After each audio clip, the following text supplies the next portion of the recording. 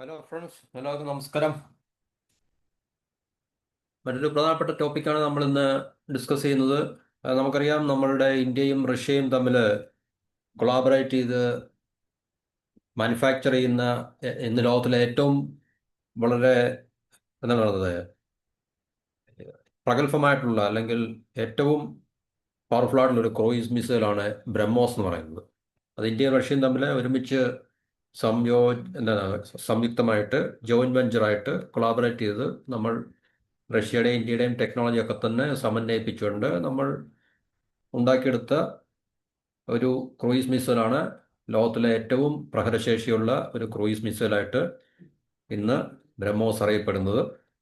ഇന്ത്യയുടെ DRDOയും അതിൻ്റെ defence research development ഓർഗനൈസേഷനും അതുപോലെ തന്നെ റഷ്യയുടെ ഒരു NPO മാഷിനോസ് ട്രോയേനിയ എന്ന് പറയുന്നൊരു കമ്പനിയും തമ്മിൽ ഒരുമിച്ച് കൊളാബറേറ്റ് ചെയ്ത് ഉണ്ടാക്കിയെടുത്ത അല്ലെങ്കിൽ മാനുഫാക്ചർ ചെയ്യുന്ന ജോയിന്റ് മാനുഫാക്ചറിങ്ങിൽ കൂടെ എന്താണ് പറയുന്നത് രൂപം കൊണ്ട ഒരു മിസൈലാണ്. ഇന്ന് ലോകത്തിലെ ഫാസ്റ്റസ്റ്റ് ആയിട്ടുള്ള സൂപ്പർസോണിക് ക്രൂസ് മിസൈൽസിൽ ഒന്നാണത്, ശരിക്കും പറഞ്ഞു കഴിഞ്ഞാൽ. അപ്പം ഇതിൻ്റെ പ്രിസിഷൻ, അതുപോലെ തന്നെ ഈ ലാൻഡ്, സീ, എയർ പ്ലാറ്റ്ഫോമിൽ നിന്നൊക്കെ തന്നെ ഇത് ഒരേപോലെ തന്നെ ഇതിനെ നമുക്ക് ലോഞ്ച് ചെയ്യാൻ സാധിക്കുന്നൊക്കെയുള്ള സവിശേഷതകൾ ഇതിനുണ്ട്.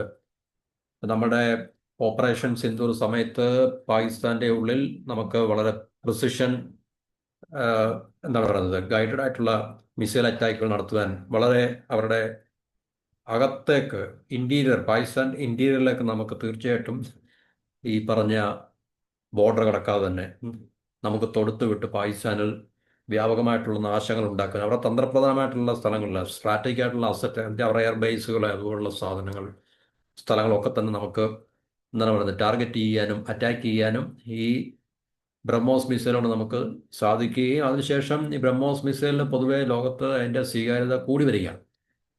ഇപ്പോൾ ലോകത്ത് ഫിലിപ്പീൻസ് എന്ന് പറയുന്ന രാജ്യം മാത്രമേ ഇന്ത്യയിൽ നിന്നും ഇത് വാങ്ങിയിട്ടുള്ളൂ. ഈ പറഞ്ഞ ബ്രഹ്മോസ് മിസൈൽ 2023 ഏപ്രിലാണ് ഇന്ത്യയും ഫിലിപ്പീൻസും തമ്മിൽ ഈ ഒരു കരാർ ഒപ്പുവെക്കുകയും ഏതാണ്ട് $375 മില്യൺ ഒരു കരാറായിരുന്നത്. അപ്പോൾ അതിനകത്തിലെ ഏതാണ്ട് 3 മിസൈൽ ബാറ്ററി നമുക്ക് ഇതുവരെ ഫിലിപ്പീൻസിന് കൊടുക്കാൻ സാധിച്ചിട്ടുണ്ട്. ഏകദേശം 290 കിലോമീറ്റർ റേഞ്ച്, അതുപോലെ തന്നെ അതിൻ്റെ സ്പീഡ് മാക് 2.8 എന്ന് പറയുന്ന ഒരളവിലാണ്.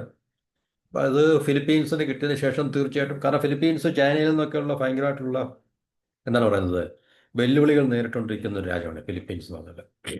നമുക്ക് പലപ്പോഴും കേൾക്കാം, സൗത്ത് ചൈന സീലൊക്കെ എപ്പോഴും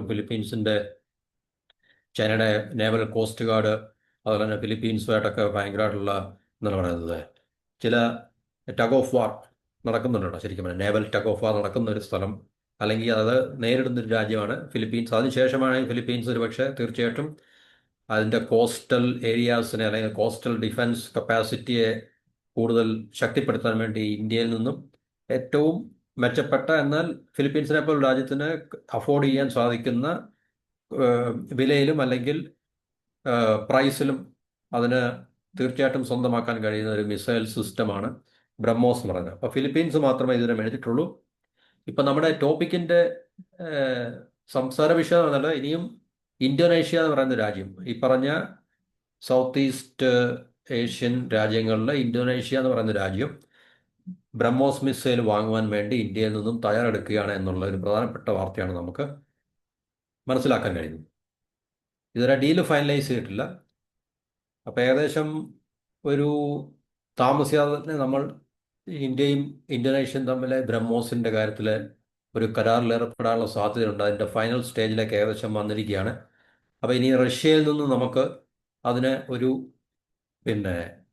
അപ്രൂവൽ ഉണ്ടായിക്കഴിഞ്ഞാൽ, കാരണം ഇത് റഷ്യയുടെയും കൂടെ സാധനമായതുകൊണ്ട് നമുക്ക് ഇന്ത്യക്ക് ഈ പറഞ്ഞ വെപ്പൺ പ്ലാറ്റ്ഫോം അല്ലെങ്കിൽ സിസ്റ്റം നമുക്ക് എക്സ്പോർട്ട് ചെയ്യണമെങ്കിൽ തീർച്ചയായിട്ടും റഷ്യയുടെയും കൂടെ ഒരു അപ്രൂവൽ നമുക്ക് അത്യാവശ്യമാണ്. ആ അപ്രൂവലിന് വേണ്ടി നമ്മൾ കാത്തിരിക്കുകയാണ്. തീർച്ചയായിട്ടും ആ ഫൈനൽ അപ്രൂവൽ നമ്മൾ റഷ്യയിൽ നിന്ന് കിട്ടിക്കഴിഞ്ഞാൽ ഈ ഇന്ത്യ ഇന്തോനേഷ്യ ഈ ബ്രഹ്മോസ് മിസൈൽ പാക്ട് അല്ലെങ്കിൽ കരാർ നമുക്ക് തീർച്ചയായിട്ടും അത് സാധ്യമാകും. അതപ്പോൾ ഇൻഡോ പസഫിക് റീജിയനിൽ ശരിക്കും പറഞ്ഞു കഴിഞ്ഞാൽ അത് ഈ ഒരു മിസൈൽ സിസ്റ്റം അല്ലെങ്കിൽ വെപ്പൺ സിസ്റ്റം ശരിക്കും പറഞ്ഞു കഴിഞ്ഞാൽ ഇൻഡോ പസഫിക്കിലെ ഇപ്പോഴത്തെ ഏറ്റവും പ്രധാനപ്പെട്ട ഒരു വില്ലൻ എന്ന് പറഞ്ഞാൽ ചൈനയാണ്. അപ്പോൾ ചൈനയെ ിൽ നിന്നും പല രാജ്യങ്ങൾ, ഈ പറഞ്ഞ ഇന്തോനേഷ്യ, വിയറ്റ്നാം, ഫിലിപ്പീൻസ്, ഇങ്ങനെയുള്ള പല രാജ്യങ്ങൾ, ചൈനയിൽ നിന്നും, ജപ്പാനൊക്കെ അമേരിക്കയുടെ സ്ട്രോങ് പ്രൊട്ടക്ഷനും സപ്പോർട്ടും ഉള്ളതുകൊണ്ട് അത്ര വലിയ പ്രശ്നമല്ല. പക്ഷേ ഈ പറഞ്ഞ ചെറിയ ചെറിയ രാജ്യങ്ങളെല്ലാം തന്നെ ചൈനയിൽ നിന്നും വൻതോതിലുള്ള ഭീഷണികളും അല്ലെങ്കിൽ ഇതുപോലുള്ള എന്താണ് പറയുന്നത് അവരുടെ പവർ പ്രൊജക്ഷൻ നേരിട്ടുകൊണ്ടിരിക്കുമ്പോൾ തീർച്ചയായിട്ടും അവരെല്ലാം കടൽ കടലാൽ ചുറ്റപ്പെട്ട രാജ്യങ്ങളായതുകൊണ്ട് കോസ്റ്റൽ ഏരിയാസ് ഉണ്ട്. അപ്പോൾ കോസ്റ്റൽ അവരുടെ ഡിഫൻസിന്റെ പ്രൊട്ടക്ഷന് ഈ പറഞ്ഞ ഇതുപോലുള്ള വളരെ ഫലവത്തായിട്ടുള്ള വെപ്പൺ സിസ്റ്റം അവർക്ക് അത്യാവശ്യമാണ്. അപ്പോൾ തീർച്ചയായിട്ടും ഇന്ത്യയുടെ റഷ്യയുടെയും കൂടെ ഈ ജോയിന്റ് പ്രൊഡക്ഷനിൽ നിന്നുള്ള ബ്രഹ്മോസ് മിസൈൽ സിസ്റ്റം തീർച്ചയായിട്ടും ഓരോ രാജ്യങ്ങൾ വാങ്ങിക്കുവാനും താല്പര്യം പ്രകടിപ്പിച്ചുകൊണ്ടിരിക്കുകയാണ്. ഫിലിപ്പീൻസ് ഓൾറെഡി നമ്മളുമായിട്ട് പിന്നെ അത് വാങ്ങിക്കഴിഞ്ഞു. ഇപ്പോൾ രണ്ടാമത്തെ രാജ്യം ഈ ഇന്തോനേഷ്യ ആയിട്ട് മാറിയിട്ടുണ്ട്. അപ്പോൾ ഇന്തോനേഷ്യ താമസിയാതെ തന്നെ ഈ പറഞ്ഞ ബ്രഹ്മോസ് മിസൈൽ വാങ്ങിക്കും. അപ്പോൾ വാങ്ങിച്ചു കഴിഞ്ഞാൽ തീർച്ചയായിട്ടും ഇന്ത്യയെ സംബന്ധിച്ച് ഇന്ത്യയുടെ ഈ ഡിഫൻസ് മാനുഫാക്ചറിങ് ശക്തിയുടെ ഒരു എന്താണ് പറയുന്നത് കരുത്ത് പകരുന്ന മറ്റൊരു നാഴികക്കല്ലൂടായി മാറും എന്നുള്ള കാര്യത്തിൽ സംശയമൊന്നുമില്ല.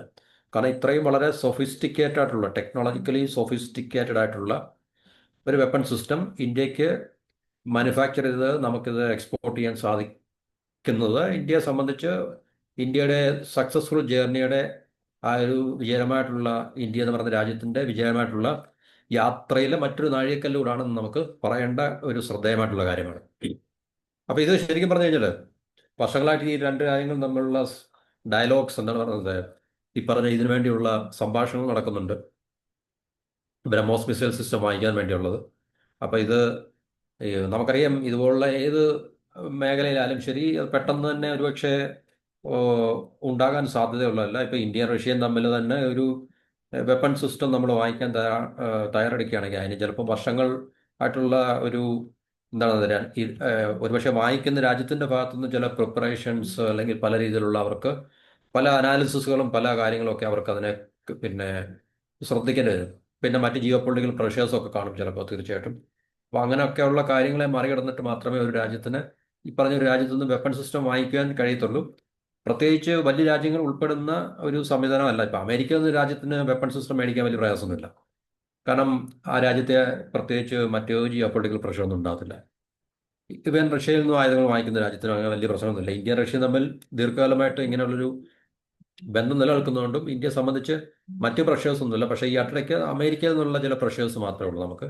അത് നമുക്ക് കാര്യമായിട്ട് എടുക്കേണ്ട ആവശ്യമില്ല. കാരണം ട്രംപ് പറയുന്ന കാര്യങ്ങൾ നമ്മൾ പ്രത്യേകിച്ച് വ്യാപാര മേഖലയിലും ഒക്കെ തന്നെ ഓയിൽ അവരുടെ നിന്നും എനർജി മേടിക്കുകയാണെങ്കിലും കുറേ ആയുധങ്ങളൊക്കെ മേടിക്കുകയാണെങ്കിലും ആ വിഷയം സോൾവ് ചെയ്യാൻ കഴിയുന്ന വിഷയങ്ങൾ മാത്രമേ ഉള്ളൂ. പിന്നെ നമ്മുടെ ഇന്ത്യയുടെ അഗ്രികൾച്ചറൽ മാർക്കറ്റ്, ഡയറി പ്രൊഡക്ഷൻ മാർക്കറ്റൊക്കെ അമേരിക്ക ട്രംപിന്റെ കൂട്ടാളികൾക്ക് വേണ്ടി അല്ലെങ്കിൽ അത് നടത്തുന്ന കോർപ്പറേഷൻസിന് വേണ്ടി നമ്മൾ ലിബറലൈസ് കൊടുക്കുകയാണെങ്കിൽ ട്രംപിന് വളരെ ഹാപ്പി ആയിരിക്കും. അത് കഴിഞ്ഞാൽ ഇന്ത്യ അമേരിക്ക തമ്മിൽ ഈ പറയുന്ന പ്രശ്നങ്ങളൊന്നുമില്ല. ഇന്ത്യക്ക് മേലുള്ള ടാരിഫൊക്കെ അവർ കുറയ്ക്കാൻ പക്ഷെ തയ്യാറായേക്കും.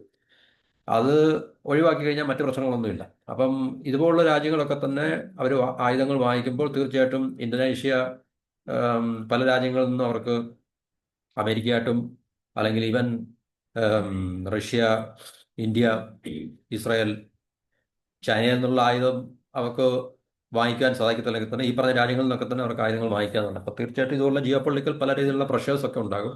അപ്പോൾ അതിൻ്റെ ഫലമായിട്ട് ചിലപ്പം കാലതാമസം ഉണ്ടാകാം എന്നൊക്കെയുള്ളതാണ് ഞാൻ പറഞ്ഞു തരുന്നത്. അപ്പോൾ ഇത് ഈ രണ്ട് രാജ്യങ്ങൾ തമ്മിലുള്ള ഡിഫൻസ് കോപ്പറേഷൻ്റെ, കാരണം ഇന്ത്യക്ക് ഇതുപോലുള്ള വെപ്പൺസ് നമ്മൾ മാനുഫാക്ചർ ചെയ്ത് എക്സ്പോർട്ട് ചെയ്യുക എന്നുള്ളത് ഒരു ഭാഗമാണ്. എക്സ്പോർട്ട് ചെയ്യുന്നതിനപ്പുറം ഇപ്പോൾ നമുക്കറിയാം അമേരിക്ക ആയുധങ്ങൾ വിറ്റഴിക്കുന്നത് ഒത്തിരി രാജ്യങ്ങൾക്കുണ്ട്. അപ്പോൾ ഒത്തിരി രാജ്യങ്ങൾക്ക് അമേരിക്കയോടുള്ളൊരു വിധേയത്വം അല്ലെങ്കിൽ ഒരു ബന്ധമുണ്ട് തീർച്ചയായിട്ടും എന്ന് പറഞ്ഞാൽ. അതുപോലെ തന്നെ ഇന്ത്യയുടെ ആയുധങ്ങൾ കൂടുതൽ രാജ്യങ്ങളെ കൊണ്ട് നമുക്ക് വാങ്ങിപ്പിക്കുവാൻ സാധിച്ചു കഴിഞ്ഞാൽ നമ്മളുടെ ഈ ഡിഫൻസ് പാർട്ണർഷിപ്പ് ഈ പറഞ്ഞ രാജ്യങ്ങളുമായിട്ടൊക്കെ നമുക്ക് ഉണ്ടാക്കിയെടുക്കുവാനോ അല്ലെങ്കിൽ നമുക്ക് അത് വ്യാപിപ്പിക്കുവാനും കഴിയും. അപ്പോൾ അങ്ങനെ ഗ്ലോബൽ ജിയോ പൊളിറ്റിക്കൽ ഒരു സീനിൽ നമ്മളുടെ ശക്തി നമുക്ക് വർദ്ധിപ്പിച്ചെടുക്കുവാൻ കഴിയുന്നൊരു കാര്യം കൂടാണ് ഇത് എന്നതും വളരെ ശ്രദ്ധേയമായിട്ടുള്ള കാര്യമാണ്. പിന്നെ അതിൽ പ്രധാനപ്പെട്ട നാഴികക്കല്ലുകൾ എന്ന് പറഞ്ഞാൽ 2025 ഇന്തോനേഷ്യയുടെ പ്രസിഡന്റ് ജാനുവരിയിൽ ഇവിടെ ഇന്ത്യ സന്ദർശിച്ചിട്ടുണ്ടായിരുന്നു. അപ്പോൾ അന്നേരം ഡിഫൻസ് മാനുഫാക്ചറിങ്, അതുപോലെ technology transfer, defence industry collaboration കാരണം ഇന്തോനേഷ്യ വളരെ മെച്ചപ്പെട്ട, വളരെ ശരിക്കും പറഞ്ഞാൽ പൊട്ടൻഷ്യൽ ഒരു ഇക്കണോമിക് പവറാണ്. ശരിക്കും പറഞ്ഞു കഴിഞ്ഞാൽ വളരെ മെച്ചപ്പെട്ട ഒരു രാജ്യമാണ്. ഇപ്പം ടർക്കിയെ പോലൊക്കെ തന്നെ എന്താണ് പറയുന്നത് ഉള്ളൊരു രാജ്യം, ലോകത്തിലെ ഏറ്റവും പോപ്പുലസ് മുസ്ലിം പോപ്പുലേഷൻ ഉള്ള രാജ്യമാണ് അല്ലേ ശരിക്കും പറഞ്ഞത്, നമ്പർ വൺ. അപ്പോൾ അങ്ങനെയുള്ള രാജ്യമായിട്ട് ഇന്ത്യക്ക്, കാരണം പാകിസ്ഥാൻ എന്ന് പറയുന്ന മുസ്ലിം രാജ്യത്തിന് ഇന്ത്യയായിട്ട് ഇത്രയും ശത്രുത കാത്തു സൂക്ഷിക്കുമ്പോൾ, ലോകത്തിലെ ഏറ്റവും പോപ്പുലസ് ആയിട്ടുള്ള ഒരു മുസ്ലിം രാജ്യമായിട്ടുള്ള ഇന്തോനേഷ്യ ഇന്ത്യയുമായിട്ട് ഡിഫൻസ് കൊളാബറേഷനും അല്ലെങ്കിൽ ഇന്ത്യയുടെ ആയുധങ്ങളൊക്കെ വാങ്ങിക്കുന്നു എന്ന് പറയുമ്പോൾ, തീർച്ചയായിട്ടും അതിനകത്തിലെ നമ്മൾ ഒരു എക്സിസ്റ്റ് ചെയ്യുന്ന വൈരുദ്ധ്യം നമ്മൾ മനസ്സിലാക്കുക. അപ്പോൾ തീർച്ചയായിട്ടും ഇത് ഇന്ത്യയുടെ പ്രശ്നമല്ല, പാകിസ്ഥാൻ പറയുന്നത് പോലെ, ആരോപിക്കുന്ന പോലെ ഇല്ലേ. പാകിസ്ഥാനും ഇന്ത്യയും തമ്മിലുള്ള ഈ പറഞ്ഞ കോൺഫ്ലിക്റ്റിൽ പാകിസ്ഥാൻ ഒരു ഗുഡ് ബോയ് ആയി കഴിഞ്ഞാൽ തീർച്ചയായിട്ടും ഒട്ടനവധി പ്രശ്നങ്ങൾ സോൾവ് ചെയ്യാൻ കഴിയുമെന്നുള്ള കാര്യത്തിൽ സംശയങ്ങളൊന്നുമില്ല. പക്ഷേ പാകിസ്ഥാൻ അത് സാധിക്കത്തില്ല. സാധിക്കാത്തതുകൊണ്ടാണ് പാകിസ്ഥാൻ്റെ അവസ്ഥ ഇങ്ങനെ ആകുന്നതും ഇന്ത്യ ഇതുപോലുള്ള നിലപാടുകൾ എടുക്കുന്നതും. ഓക്കെ. അപ്പം ഈ 2025 ജാനുവരിയിൽ ഇന്തോനേഷ്യൻ പ്രസിഡന്റ് ഇവിടെ വന്നപ്പോൾ ഇതിനെക്കുറിച്ചൊക്കെയുള്ള ചർച്ചകൾ സജീവമായിട്ടുണ്ടായിരുന്നു. അതുപോലെ തന്നെ ഇന്ത്യയുടെ ഈ chief of defence staff COD Anil ചൗഹാന് ഈ അടുത്ത സമയത്ത് ഇന്തോനേഷ്യ സന്ദർശിച്ചിരുന്നു. ആ സന്ദർശനത്തിലും ഈ ഇരു രാജ്യങ്ങളും തമ്മിലുള്ള പ്രത്യേകിച്ച് ഇതുപോലുള്ള ഡിഫൻസ് കൊളാബറേഷൻ്റെ, ഇതുപോലുള്ള വെപ്പൺ സെയിലിൻ്റെ ഒക്കെ കാര്യങ്ങൾ തന്ത്രപരമായിട്ടുള്ള, കാരണം ഇന്ത്യൻ നേവിയും ഇന്തോനേഷ്യൻ നേവിയും തമ്മിലൊക്കെ വളരെ എന്താണ് കൊളാബറേറ്റ് ചെയ്ത് പ്രവർത്തിക്കുന്ന രണ്ട് രാജ്യങ്ങളാണ് ശരിക്കും പറഞ്ഞു കഴിഞ്ഞാൽ. കാരണം പ്രധാനമായിട്ടും ചൈനയുടെ ത്രെട്ടിനെ പ്രതിരോധിക്കുക അല്ലെങ്കിൽ അതിനെ പിന്നെ ന്യൂട്രലൈസ് ചെയ്യുക എന്നുള്ളതാണ് ഈ പറഞ്ഞ രാജ്യങ്ങളിലൊക്കെ ലക്ഷ്യം. അപ്പം അതിനുവേണ്ടി ഇന്തോനേഷ്യ, വിയറ്റ്നാം, ഫിലിപ്പീൻസ് ഇതുപോലുള്ള രാജ്യങ്ങളൊക്കെ തന്നെ ഇന്ത്യയുമായിട്ട് കൂടുതൽ അടുത്ത് സഹകരിക്കുന്ന രാജ്യങ്ങളാണ്. അപ്പോൾ ഇന്തോനേഷ്യയെ സംബന്ധിച്ച് അവർക്ക് ഇതുപോലുള്ളൊരു വെപ്പൺ സിസ്റ്റത്തിൻ്റെ വളരെ ആവശ്യമുണ്ട്. കാരണം അവർ ഒത്തിരി മാരിടൈം സോൺസ് ഉള്ള രാജ്യമാണ്. അപ്പോൾ തീർച്ചയായിട്ടും അവരുടെ നേവി എന്ന് പറയുന്ന അവരുടെ ഏറ്റവും പ്രധാനപ്പെട്ടൊരു പിന്നെ ഫോഴ്സിൻ്റെ ഒരു അസറ്റാണ്. നേവൽ ഫോഴ്സ് അവർക്ക് വളരെ അത്യാവശ്യമാണ്. അപ്പം നേവൽ ഫോഴ്സ് അവർക്ക് വളരെ അത്യാവശ്യമായതുകൊണ്ട് തീർച്ചയായിട്ടും അവരുടെ ഈ കോസ്റ്റൽ സോണിനെ പ്രൊട്ടക്റ്റ് ചെയ്യുക എന്നുള്ളത്, ഇതുപോലുള്ള സൂപ്പർസോണിക് മിസൈൽ സിസ്റ്റം അവരെ സംബന്ധിച്ച് അവർക്ക് തന്ത്രപരമായിട്ട് വളരെ അത്യാവശ്യമുള്ളൊരു കാര്യമായുണ്ട്. അതുകൊണ്ട് തീർച്ചയായിട്ടും അവരെ സംബന്ധിച്ച് ഇത് അഫോർഡ് ചെയ്യാൻ കഴിയണം. അപ്പം ഇത് ലോകത്തിലെ ഏത് രാജ്യത്തിനും അഫോർഡ് ചെയ്യാൻ കഴിയുന്ന രീതിയിലാണ് ഇന്ത്യ ഇത് വിൽക്കുന്നതാണ്. എന്ന് വെച്ചാൽ അമേരിക്ക പോലുള്ള രാജ്യം, ഇസ്രായേൽ അല്ലെങ്കിൽ അതുപോലുള്ള രാജ്യങ്ങളൊക്കെ വൻതോതിൽ പ്രൈസ് ചാർജ് ചെയ്ത് വിലയിട്ട് അവരുടെ വെപ്പൺ സിസ്റ്റം വിൽക്കുന്നത് പോലല്ല. കാരണം ഇത് ഏറ്റവും സൂപ്പർ എഫിഷ്യൻ്റ് ആയിട്ടുള്ള, ടെക്നോളജിക്കലി വളരെ സുപ്പീരിയർ ആയിട്ടുള്ള സിസ്റ്റമാണ്. എന്നാൽ തന്നെയും ചിലവ് വളരെ കുറവാണ്. അപ്പോൾ അതുകൊണ്ട് തീർച്ചയായിട്ടും ഫിലിപ്പീൻസ്, വിയറ്റ്നാം അല്ലെങ്കിൽ ഇന്തോനേഷ്യ ഇതുപോലുള്ള രാജ്യങ്ങൾക്കൊക്കെ തന്നെ അഫോർഡ് ചെയ്യാൻ സാധിക്കും. ഏകദേശം $450 മില്യൺ ഏകദേശം 4000 കോടി രൂപയ്ക്ക് അടുത്ത് വരുന്ന ഒരു എഗ്രിമെൻ്റ് അല്ലെങ്കിൽ കരാറായിരിക്കും ഇത്. ഈ കരാറ് ഫലത്തിൽ വന്നു കഴിഞ്ഞാൽ, ശരിക്കും പറഞ്ഞു കഴിഞ്ഞാൽ. അപ്പം ഇത് ഈ പറഞ്ഞ സീ ലാൻഡ് ടാർഗറ്റ്സിനെ ഒക്കെ തന്നെ വളരെ കൃത്യമായിട്ട് അതിൻ്റെ ആക്രമണ പരിധിയിൽ കൊണ്ടുവരാൻ സാധിക്കും. അപ്പം റഷ്യയിൽ നിന്നുള്ള ഫൈനൽ അപ്രൂവലിന് വേണ്ടി നമ്മൾ വെയിറ്റ് ചെയ്തിരിക്കുകയാണ്.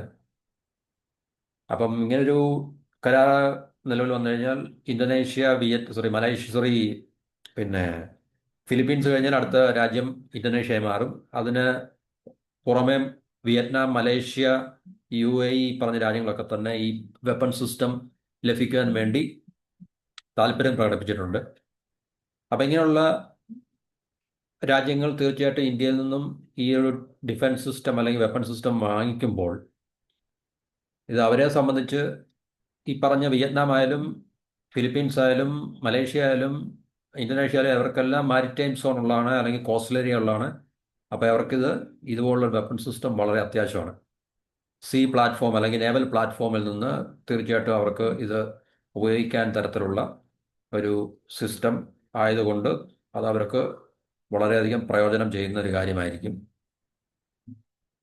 അപ്പോൾ ഇന്ത്യയെ സംബന്ധിച്ച് ഇന്ത്യക്കൊരു നല്ലൊരു മേജർ ആംസ് ഇമ്പോർട്ട് എന്ന് വെച്ചാൽ ഇപ്പം നമ്മൾ നമ്മുടെ ഒത്തിരി 80% മേലുള്ള ആയുധങ്ങൾ നമ്മൾ ഇറക്കുമതി ചെയ്തുകൊണ്ടിരിക്കുകയാണ്. അപ്പം അങ്ങനെയുള്ളൊരു സ്റ്റാറ്റസിൽ നിന്ന് നമുക്ക് ഈ ഹൈ എൻഡ് സിസ്റ്റം അല്ലെങ്കിൽ ഹൈ ടെക്നോളജി സാധനങ്ങൾ എക്സ്പോർട്ട് ചെയ്യുന്ന ഒരു രാജ്യമായിട്ട് നമുക്ക് ഇന്ത്യക്ക് പരിവർത്തനം ചെയ്യപ്പെടുകയും ചെയ്യാം. അപ്പം ഇങ്ങനെയുള്ള ചില കാര്യങ്ങൾ, നേട്ടങ്ങൾ ഇന്ത്യയെ സംബന്ധിച്ചുണ്ട്. ഇത് മേടിക്കുന്ന രാജ്യങ്ങളെ സംബന്ധിച്ച് ഇത് വളരെ മെച്ചപ്പെട്ടൊരു വെപ്പൺ സിസ്റ്റമാണ്. ചിലവ് കുറച്ച് അല്ലെങ്കിൽ കുറഞ്ഞ പ്രൈസിൽ അവർക്കിത് അക്വയർ ചെയ്യാൻ സാധിക്കും. അതുകൊണ്ട് തീർച്ചയായിട്ടും ഇന്ത്യൻ നിർമ്മിത അല്ലെങ്കിൽ ഇന്ത്യ റഷ്യ കൊളാബറേഷൻ നിർമ്മിച്ച ഇതുപോലുള്ള വെപ്പൺ സിസ്റ്റംസ് ശരിക്കും പറഞ്ഞാൽ നമ്മൾ മറ്റു രാജ്യങ്ങളെ ശരിക്കും അവർക്കൊരു ഹെൽപ്ഫുള്ളാണ്. കാരണം ലോക മാർക്കറ്റിൽ ഇത്രയും കോസ്റ്റ് ഇഫക്റ്റീവായിട്ട് എന്നാൽ ഏറ്റവും സുപ്പീരിയർ ആയിട്ടുള്ള ടെക്നോളജി അടങ്ങുന്ന ഇതുപോലുള്ള വെപ്പൺ സിസ്റ്റം തീർച്ചയായിട്ടും ഇന്ത്യക്ക് ഇതിലും ഇനിയും കൂടുതൽ നിർമ്മിക്കാൻ സാധിക്കും. പല മേഖലകളിലും ഇന്ത്യ അതിൻ്റെ പ്രാഗൽഭ്യം തെളിയിച്ചുകൊണ്ടിരിക്കുകയാണ്, തെളിയിച്ചു കഴിഞ്ഞു. ഇന്ന് ഇന്ത്യ ടോപ്പ് 10 അല്ലെങ്കിൽ പോലും തീർച്ചയായിട്ടും നമുക്ക് അടുത്ത സമീപ ഭാവിയിൽ ഒരു 5 to 10 ഇയേഴ്സിൽ നമുക്ക് തീർച്ചയായിട്ടും ഒരു പ്രധാനപ്പെട്ട ഒരു മേജർ ആംസ് എക്സ്പോർട്ടർ ആകുവാനുള്ള എല്ലാ പൊട്ടൻഷ്യലും നമുക്കുണ്ട്. അതിനകത്ത് നമ്മൾ വളരെയധികം വർധനവ് നമ്മൾ രേഖപ്പെടുത്തിക്കൊണ്ടിരിക്കുന്ന ഒരു രാജ്യങ്ങളുമാണ്. അപ്പോൾ ഇത് ഇന്ത്യയെ സംബന്ധിച്ച് വളരെ പ്രധാനപ്പെട്ട ഒരു നാഴികക്കല്ലാണ്. അപ്പോൾ ഇത് കൂടാതെ നമ്മൾ പറഞ്ഞ UAE, മലേഷ്യ, അതുപോലെ തന്നെ പിന്നെ വിയറ്റ്നാമൊക്കെ തീർച്ചയായിട്ടും ഈ ഒരു വെപ്പൺ സിസ്റ്റം വാങ്ങിക്കുവാൻ അവർക്ക് വളരെയധികം അത്യാവശ്യമാണ്. വളരെ അത്യാവശ്യം. ചൈനയിൽ നിന്നൊക്കെയുള്ള വളരെ ശക്തമായിട്ടുള്ള എന്താണ് പറയുന്നത്, ഈ സമ്മർദ്ദങ്ങൾ, ഭീഷണികൾ, നേവൽ ഭീഷണികളൊക്കെ തന്നെ ഈ പറഞ്ഞ രാജ്യങ്ങളൊക്കെ തന്നെ അവർ നേരിട്ടുകൊണ്ടിരിക്കുന്ന ഈ ഒരു അവസരത്തിൽ തീർച്ചയായിട്ടും ഈ വെപ്പൺ സിസ്റ്റം അവർക്ക് വളരെ പ്രയോജനം ചെയ്യും. അപ്പോൾ 2024 ജാനുവരിയിലാണ് ഇന്തോനേഷ്യ ബ്രിക്സിൽ ജോയിൻ ചെയ്തത്. അപ്പോൾ ബ്രിക്സിൽ ജോയിൻ ചെയ്ത് അപ്പോൾ ഇന്ത്യയായിട്ട് കൂടുതൽ നമ്മുടെ സ്ട്രാറ്റജിക് ആയിട്ടുള്ള പാർട്ണർഷിപ്പ്, തന്ത്രപരമായിട്ടുള്ള സൈനികപരമായിട്ടുള്ള ബന്ധങ്ങളൊക്കെ ശക്തിപ്പെടുത്താൻ ഈ രാജ്യങ്ങൾ തമ്മിൽ തീരുമാനിച്ചിട്ടുണ്ട്. അത് തീർച്ചയായിട്ടും ചൈന അവർക്ക് ചുറ്റിനും കിടന്ന് വട്ടം പറക്കുന്നുകൊണ്ടാണ് എന്നുള്ളൊരു പ്രധാനപ്പെട്ട കാരണങ്ങൾ തന്നെയാണ്. അപ്പോൾ ഇത് ശരിക്കും പറഞ്ഞാൽ നമ്മൾ ഇന്ത്യയെ സംബന്ധിച്ച് ഇന്ത്യയുടെ ആംസ് എക്സ്പോർട്ട് അല്ലെങ്കിൽ ആംസ് എക്സ്പോർട്ട് ഇൻഡസ്ട്രിയെ സംബന്ധിച്ച് ഒരു പ്രധാനപ്പെട്ട നാഴികക്കല്ലും ഒരു ചുവടുവെപ്പുമാണ്. അപ്പോൾ ഇനി കൂടുതൽ രാജ്യങ്ങൾ തീർച്ചയായിട്ടും ഇത് വാങ്ങിക്കും. പൊട്ടൻഷ്യൽ ബയേഴ്സ് എന്ന് പറഞ്ഞാൽ വിയറ്റ്നാം, മലേഷ്യ, UAE ഇതുപോലുള്ള രാജ്യങ്ങളാണ്. ഒരുപക്ഷെ സൗദിയും ഭാവിയിൽ ഇത് വെപ്പൺ സിസ്റ്റം വാങ്ങിക്കാനുള്ള സാധ്യത നമുക്ക് തള്ളിക്കളയാൻ പറ്റില്ല. അപ്പോൾ ഇതാണ് നമ്മുടെ ഈ ആംസ് ഇൻഡസ്ട്രിയുമായിട്ട് ബന്ധപ്പെട്ട അല്ലെങ്കിൽ നമ്മുടെ തന്ത്രപരമായിട്ടുള്ള സ്ട്രാറ്റജിക് അല്ലെങ്കിൽ സൈനികപരമായിട്ടുള്ള ഒരു മേഖലയിലുള്ള പ്രധാനപ്പെട്ട ഒരു വാർത്ത. അപ്പോൾ തൽക്കാലം നമുക്ക് ഇത്രയും പറഞ്ഞുകൊണ്ട് ഈ വീഡിയോ ഇവിടെ അവസാനിപ്പിക്കാം. ഇതുമായി ബന്ധപ്പെട്ട കൂടുതൽ വിവരങ്ങൾ അറിയുന്നതിനനുസരിച്ച് നമ്മൾ നിങ്ങളുമായിട്ട് ഷെയർ ചെയ്യുന്നതായിരിക്കും. തൽക്കാലം എല്ലാവർക്കും നന്ദി, നമസ്കാരം.